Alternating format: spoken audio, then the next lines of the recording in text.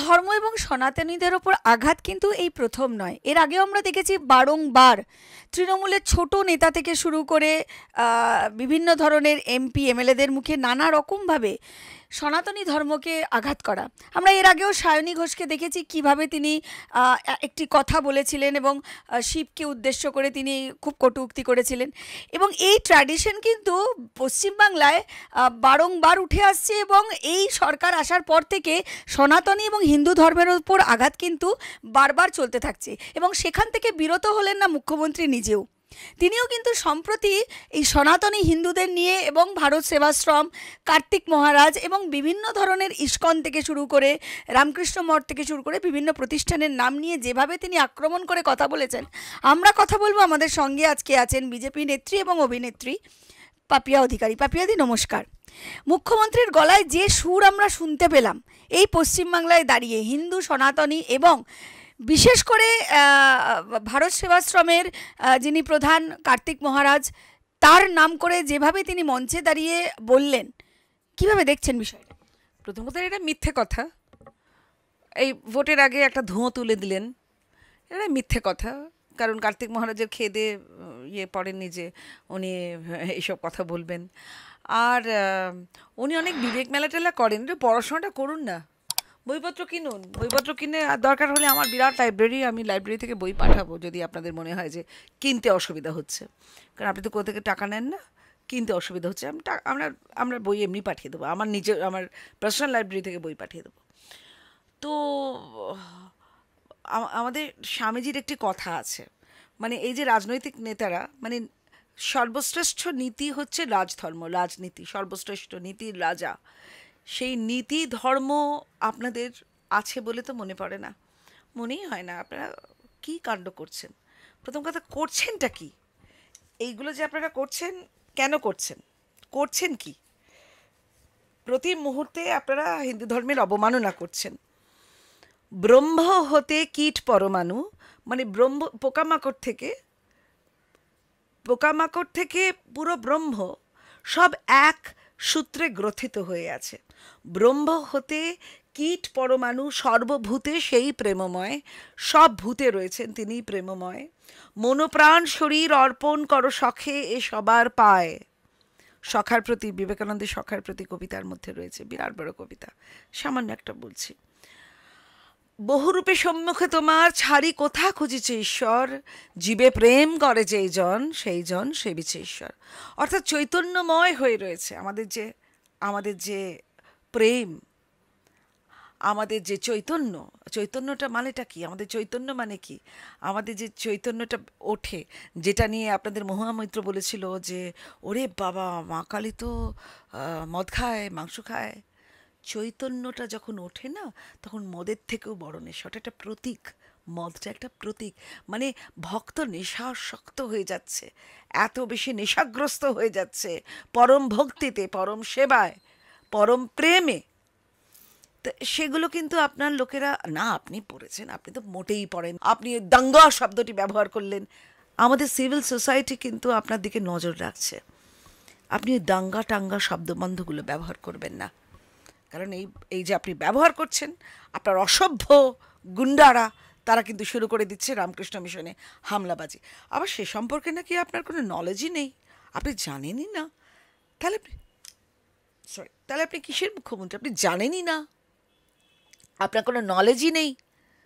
আপনার কোনো নলেজ নেই যে রামকৃষ্ণ মিশন ওখানে একেবারে যাচ্ছে তাইভাবে ডিস্ট্রয় করা হচ্ছে।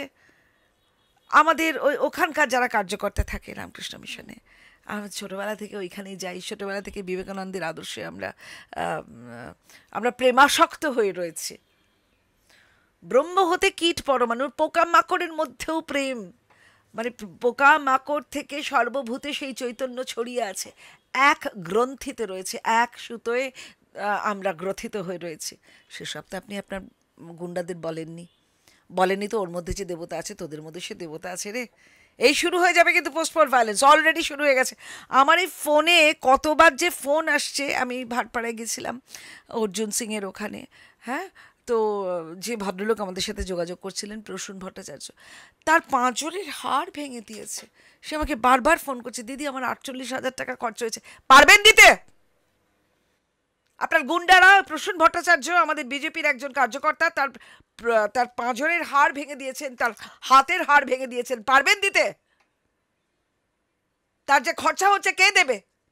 যে ওকে আঘাত করেছে বা যারা ওকে আঘাত করে তার বাবারা এসে দিয়ে যাবে?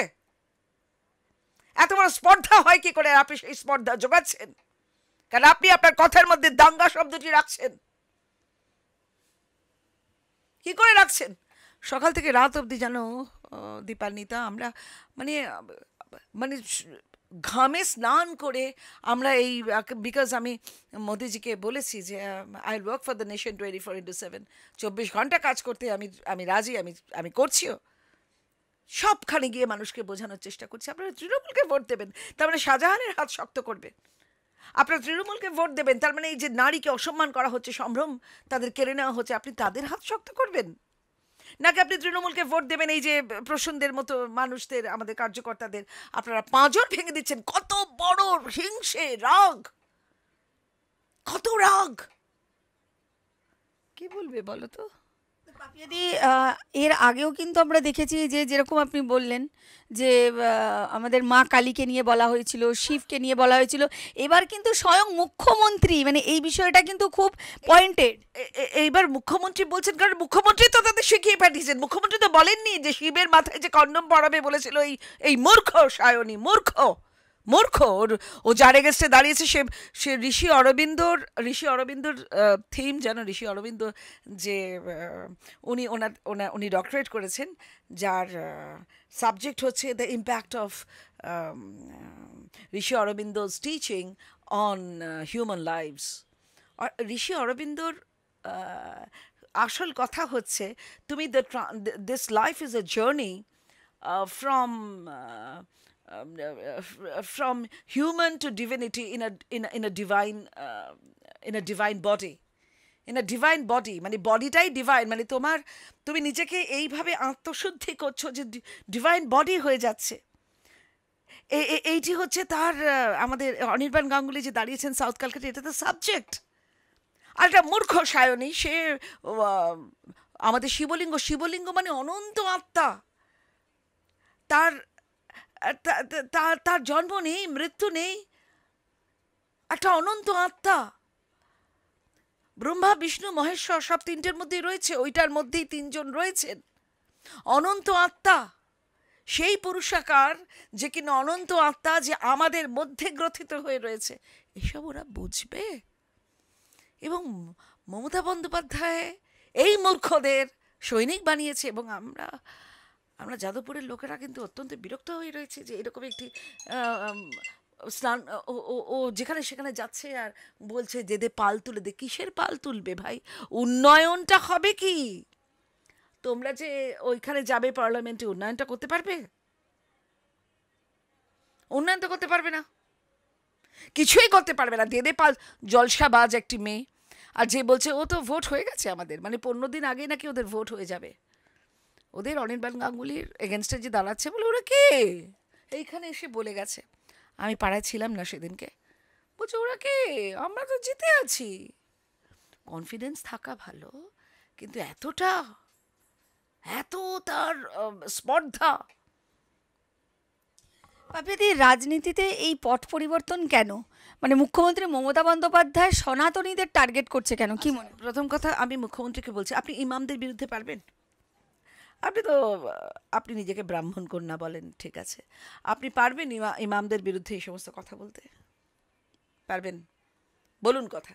ইমামরা পর্যন্ত বিরক্ত হয়েছে, আপনার বলুন না, আপনার ঘেঁটি ধরে না নিচে নামিয়ে দেবে ওদের উপর ভরসা করে। আর আপনি হচ্ছেন যাকে কাঁধে নিয়ে চড়বেন, যে আপনাকে ওইখানে পৌঁছাবে, যে আপনাকে সেই জায়গায় পৌঁছবে, সেই ল্যাডারটা আপনি ফেলে দেবেন।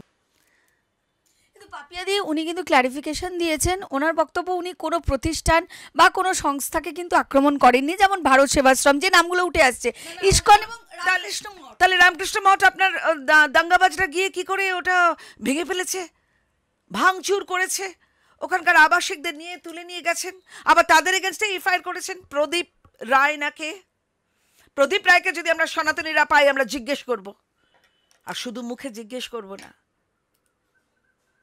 কারণ আমাদেরও আমরা আমরা আপনাদের মতো অস্ত্র বার করছি না, কিন্তু আমাদের মগজাস্ত্রটি আছে। আমরা জিজ্ঞেস করব, আপনাদের মতো টপ ফ্লোর খালিওয়ালা লোক আমরা নই। আপনি যাদেরকে দাঁড় করিয়েছেন টপ ফ্লোর তো পুরো খালি। টপ ফ্লোর খালি না থাকলে কখনো এরকম ধোঁয়া দেখে, মানে এটা একটা মিম হয়ে দাঁড়িয়েছে, ধোঁয়া দেখে, ঘাসের ধোঁয়া, ঘাস যখন পোড়ায় মাঝে মাঝে, সেই ধোঁয়া দেখে তারা কারখানা ধোঁয়া মনে করে, তাদের দুধ দই নিয়ে গরুর রচনা করেন। এই রকম টপ ফ্লোর খালি আরেকজন তো আমাদের, আমি বলবো এরা আমাদের সব সহকর্মী। জুন এরকম করে মাথায় উল্টো করে ঘোমটা পড়ে, আল্লাহ কেন আমাদের ঈশ্বরে কম পড়ে গেল নাকি? আমাদের কি ঈশ্বর কিছু কম পড়িয়াছে? আল্লাহ এরকম করে করছে, এরকম করে কেন কেন? আসলে উনি হয়তো বোঝাতে চেয়েছেন রাম রহিম সমান। তাহলে তো খ্রিশ্চানিটিও তো করতে হতো না? জিসাস করতো না? বৌদ্ধদের মতো করতে হতো না? আপনারা একটা সম্প্রদায়কে তাদের ভোট ব্যাংক করে বারবার তাদের মতো হওয়ার চেষ্টা করছেন, এবং তাদের কাছে রেডিকিউল্ড হচ্ছেন। প্রতি মুহূর্তে তারা বলছে যে এরা আমাদের ধর্ম নিয়ে হাস্যকর সমস্ত ঘটনা ঘটাচ্ছেন। যদি মুখ্যমন্ত্রী বলছেন সব সাধু সাধু নয়, তিনি এবং মার্কিং করে দিয়ে তিনি একজনের উদ্দেশ্যে, মানে একটি নামকে তিনি মেনশন করে কিন্তু তিনি বলছেন যে তিনি এই সব কাণ্ড ঘটাচ্ছেন। সব নেতাও নেতা নয়, সব মুখ্যমন্ত্রী নয়, এটা আমরা বলছি। এটা সাধারণ বাঙালিরা বাংলা বলছে।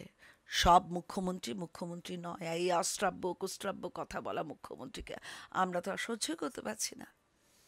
আপনি এই যে কার্তিক মহারাজকে আমরা পার্সোনালি চিনি, সারা পৃথিবীতে উনি যে কত কাজ করেছেন, এবং এই যে 3টি সংস্থার সম্পর্কে বলেছে, তারা কোথায় বন্যার ত্রাণ, কোথায় খরার ত্রাণ, কোথায় কি কার কি অসুবিধা হচ্ছে, কার বাড়ির মেয়ের বিয়ে হচ্ছে না, কার কোথায় বাচ্চাদের কিছু একটা ঘটনা ঘটছে, ওরা দৌড়ে এই কাণ্ডটি করে। এবং ছোটোবেলা থেকে ওদের দেখে আমরাও যতটুকুন পারি করছি, যতটুকুন এই প্রচণ্ড গরমে অনাথ আশ্রমে সব ফ্যান নেই আরও অনেক ব্যাপারে ওদের পাতলা জামা কাপড় সব আমি নিজে একা পাপি অধিকারী, আমাকে কাজকর্ম দিচ্ছেন না আপনারা, তাও আমি আমার মতো করে করছি, কারণ এটা ওদের থেকে শিখেছি।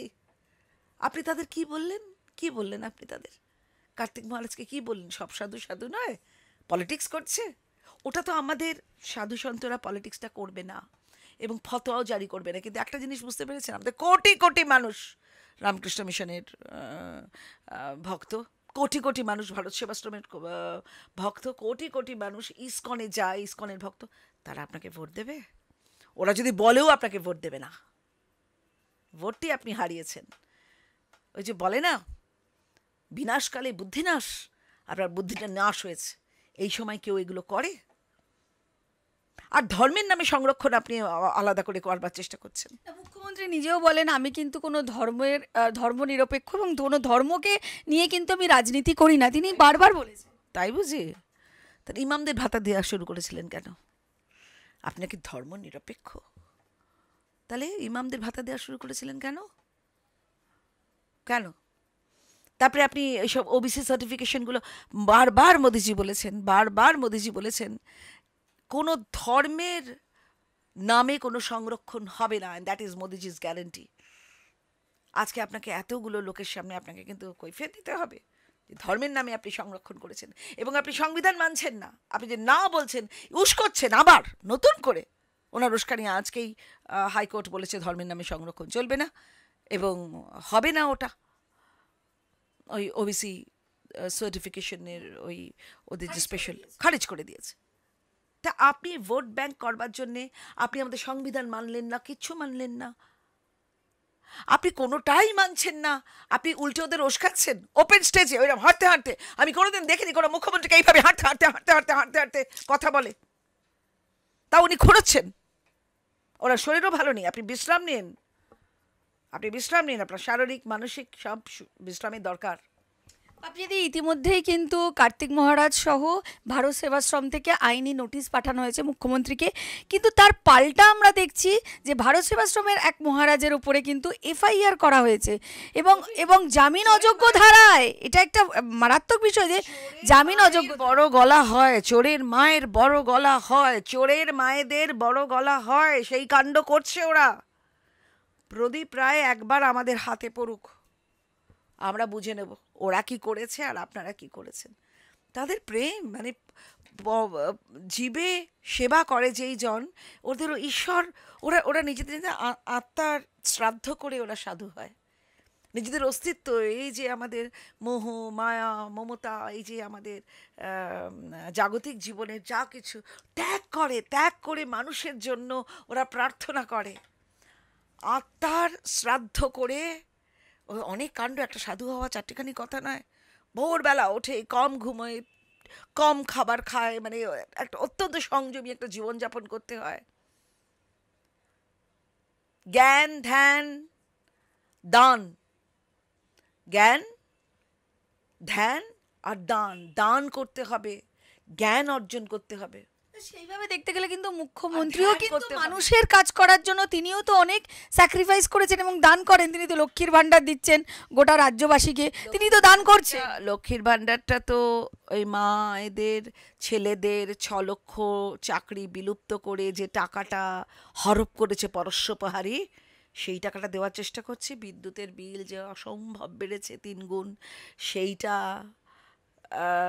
তাদের থেকে টাকা নিচ্ছে, আবার বিদ্যুতের বিলের টাকাটা দিতে হচ্ছে মানুষকে। তাদেরই টাকা নিয়ে, আমাদেরই টাকা নিয়ে, আমাদেরই ট্যাক্সের টাকা নিয়ে আমাদের ওই লক্ষ্মীর ভাণ্ডার 1000 টাকা নেবেন না একদম। আচ্ছা নেবেন, আমি বলছি কোনো সরকারি প্রকল্প যদি একবার হয়ে যায় তাহলে সেটা গ্রহণ করবেন, গ্রহণ করে ভোটটা বিজেপিকে দেবেন, ভোটটা পদ্মফুলে ছাপ দেবেন। কারণ আমাদের মোদিজিরও গ্যারেন্টি, অন্নপূর্ণা ভাণ্ডার 3000 টাকা করে দেবেন, আর সেটা কোনো ভিক্ষাবৃত্তি নয়, সেটা মায়েদের অধিকার। মায়েদের অধিকার ওই 3000 টাকাটা তার নিজের কাছে থাকা, এবং অনেক নানা ধরনের কাজ করতে পারবে, তারা অন্যের জন্য কাজ করতে পারবে। আর এখানে বলছে তোদের বড়েরা তো কিছু দেয় না, আমি দিচ্ছি নে দেখ, আর তো আমায় ভোটটা দিবি। এই তো হচ্ছে সব টেন্ডেন্সি, মানে চুক্তি করছে, যা কিছু করছে চুক্তি করছে। আমাদের স্বামী বিবেকানন্দ যদি সত্যি কেউ জানতে পারেন, ঈশ্বর কোনো চুক্তি মানেন না, যে ঈশ্বরকে আমি প্রণাম করব, ঈশ্বরের জন্য আমি এইসব মিষ্টি টিষ্টি সব এনে দেবো, ফল দুধ ডাবের জল সব দিয়ে, ঠাকুরকে ফুল দিয়ে আমি অঞ্জলি দেবো এবং ঈশ্বর আমার ভালো করবে, না, কোনো চুক্তি নেই, দের ইজ নো কন্ট্রাক্ট। ঈশ্বরকে ধরতে হয় ভক্তির পথে, ত্যাগের পথে, জ্ঞানের পথে, ধানের পথে, দানের পথে।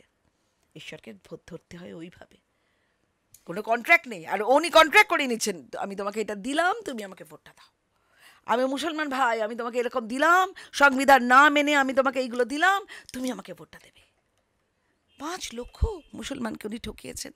আমাদের সংবিধানে লেখা আছে যে ধর্মের নামে কোনো সংরক্ষণ এইভাবে করা যায় না। SC ST OBC নানা রকমের সমস্ত সংরক্ষণ আছে আমাদের আমাদের এই সংবিধানে আছে, SC ST OBC। কিন্তু তুমি এইরকম করে ওবিসির নামে আলাদা করে, তাই ওই 10-এর পরে ওরা যে কাণ্ডটি করেছে সেগুলো সব বাতিল হয়েছে। মানুষও বুঝতে পারছে যে ভোট ব্যাংক টানবার জন্য এই কাণ্ডটি করেছে। পাপিয়াদি, এই যে কার্তিক মহারাজ ভার্সেস মমতা বন্দ্যোপাধ্যায় আমি যদি ধরি, কারণ না আমি এই কারণে বলছি, না না, যেহেতু মুখ্যমন্ত্রী নিজেই বলছেন, আমি কারুক্ষেপ কোনো সাধুদের সন্তদের বলিনি, আমি পার্টিকুলার উনি একটি মেনশন করেছেন যে কার্তিক মহারাজকে নিয়ে ওনার এই অভিযোগ, উনি কোনো সংস্থার নামে প্রতিনিধি, কার্তিক মহারাজ তো প্রতিনিধি। এই বাগবিতণ্ডার মধ্যে কি ভারত সেবাশ্রমের সম্মানটা কোথায় লুণ্ঠিত হচ্ছে? কি লুণ্ঠিত হচ্ছে ভারত সেবাশ্রমের? আর উনি সম্মান লুণ্ঠন করলেও তো ভারত সেবাশ্রমের সম্মান, আমরা সবাই জানি ভারত সেবাশ্রম কোথায় আছে। সুতরাং তুমি গালাগাল করবে, তুমি তাদের সম্ভ্রম নষ্ট করবে, আর তাদের সম্ভ্রম লুণ্ঠিত হবে, এটা নয়, এটা হচ্ছে না। বরঞ্চ ভারত সেবাশ্রম অনেক উঁচুতে উঠলো, এবং ভারত সেবাশ্রমে যায় যে এত মানুষ তাদের ভক্ত, তারা আপনার দিকে আর ফিরেও তাকাবে না। অনেক তৃণমূলের সাপোর্টার ভারত সেবাশ্রমে যায়, তারা কেউ কোনো দিন, হাজার যদি ওরা বলে যে তোমরা ওদের যাকে ইচ্ছা ভোট দাও, দেবেন না। কোটি কোটি ভোট হারালেন, এবার কি করবেন? পোস্টপোল ভায়োলেন্স করবেন, ভোটের দিন ভায়োলেন্স করবেন? বসে থাকুন চুপচাপ, কান ধরে মাপ চেয়ে নিয়ে চুপচাপ বসে থাকুন। যেখানে আপনি বলছেন মাপ চেয়ে নেবার কথা, প্রধানমন্ত্রী সহ বিশিষ্ট জনেরা কিন্তু রীতিমতন এর প্রতিবাদ করেছে এবং একদম নিন্দা করেছে, যে তীব্র নিন্দা করেছে, কিন্তু মুখ্যমন্ত্রীকে কোনোভাবেই কিন্তু পিছু হটতে দেখা যায়নি, উল্টে তার কণ্ঠ কিন্তু আরও জোরালো হয়েছে। হবেই তো, আমি বলছি না, বিনাশকালে বুদ্ধিনাশ হয়েছে ওনার। একেবারে নাশ না হলে, অত্যন্ত কঠিন কোনো কিছু না হলে উনি এখন এখন উনি আর মানে ওই হার না মানা একটা অ্যাটিটিউডে আছে। ওনাকে ঈশ্বরই রক্ষা করবেন, আর কি বলতে পারি আমি। কি বলবেন, বিভিন্ন জায়গায় ভোট প্রচারে যাচ্ছেন, মানুষের মানে স্বতঃস্ফূর্ততা বা মানুষের গ্রহণযোগ্যতা বিজেপিকে নিয়ে কি বলবেন? হ্যাঁ, প্রচণ্ড গ্রহণযোগ্যতা। আমি তো প্রচুর জায়গায় গেছি, প্রচুর জায়গায়, কৃষ্ণনগরে গেছি, সৌমিত্রর ওখানে গেছি, অভিজিৎদার ওখানে গেছি, সর্বত্র গেছি, সর্বত্র যেখানে যেখানে যেখানে যাওয়ার, আমি যেগুলো ভালো বুঝেছি সব জায়গায় গেছি। আমাকে যেখানে যেখানে পাঠানো হয়েছে আমি সেখানে গেছি, এবং একেবারে স্বতঃস্ফূর্ত সারা, একেবারে বলছে একদম। আমি বলছি হবে তো 25 তারিখে 1 নম্বর বোতামে, একদম একদম মানুষ কাতারে কাতারে মানুষ। আর আরেকটা জিনিস আমি শুনছি যে মুখ্যমন্ত্রী নাকি ফেরত আসছেন, ওনার রাস্তার দুপাশে লোক নেই, আসুন দেখে যান। আমি তো একটা সামান্য সৈনিক, আমার পাশে, পথের পাশে হাজার হাজার মানুষ, যত যাচ্ছি হাজার হাজার, আর যত যাচ্ছি পেছনে মিছিলটা বেড়ে যাচ্ছে, তারা আবার চলেও আসছে আমাদের সঙ্গে। দেখুন মানুষের গ্রহণযোগ্যতা বিজেপিতে কতটা, কতটা বিজেপিকে গ্রহণ করেছে, বিজেপির ওই কমল ছাপ, পদ্মে ছাপ দেওয়ার জন্যে তারা মুখিয়ে রয়েছে। এবং অভিজিৎ গাঙ্গুলি, আমি তোমাকে বলছি, আমি বেশ কয়েকবার ওই অরুণ রবিলদাও এসছেন, অরুণদার সাথে আমি একটা সিনেমায় অভিনয়ও করেছিলাম, বাংলা ওড়িয়া ডাবল ভার্সন। হ্যাঁ, তো অনেক দিন বাদে দেখা হলো, খুব ভালো লাগলো। ওনাকে উনি উনি অন্যান্য স্টেটেও যাচ্ছেন, তো এসছিলেন, কালকেই দেখা হলো। আমরা অনেক জায়গায় গেলাম, প্রচুর মানুষ মানে এরকম করে দেখছে, মানে কি বলবো, মানে উনি রাম হয়েছিলেন, এইরকম করে দেখছেন যেন একেবারে রাম সামনে নেমে এসেছে। এবং উনিও কিন্তু নিজের যে জীবনযাপন একেবারে অন্য রকম।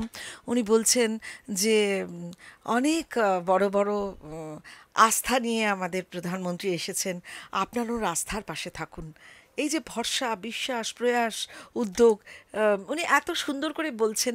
আমাদের বলা একরকম, আমরা তো নানা রকম, আমি তো মজা করে গান ঠান গাইছি, আমি যেভাবে ইয়ে করছি, মানুষকে বোঝাচ্ছি অত্যন্ত, মানে যেহেতু দেখো আমি 23 বছর যাত্রা করেছি, তার আগে 15 বছর হাটে মাঠে ঘাটে প্রচুর শো করেছি, মানে আমি একবারে মঞ্চের মানুষ। তার আগে পাবলিক থিয়েটারে করেছি, গ্রুপ থিয়েটারে করেছি, সো আমি জানি মানুষকে কি করে বোঝাতে হয়। আমি মানুষকে বলছি যে এদেরকে যদি আপনারা টিএমসিকে যদি ভোট দেন, তাহলে এই পাপ, এই অনাচার চলতে থাকবে।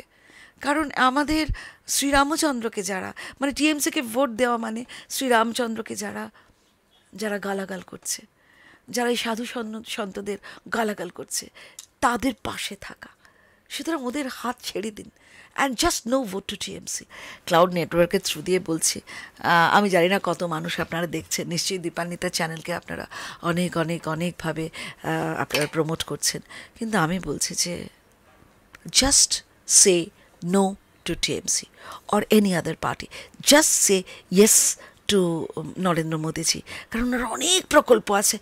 ওনার ওই সূর্যঘর প্রকল্প, একটা পয়সাও লাগবে না, উল্টে আপনি সেই বিদ্যুৎটা বিক্রি করতে পারবেন অন্য লোককে, সেখান থেকে পয়সা রোজগার করতে পারবেন।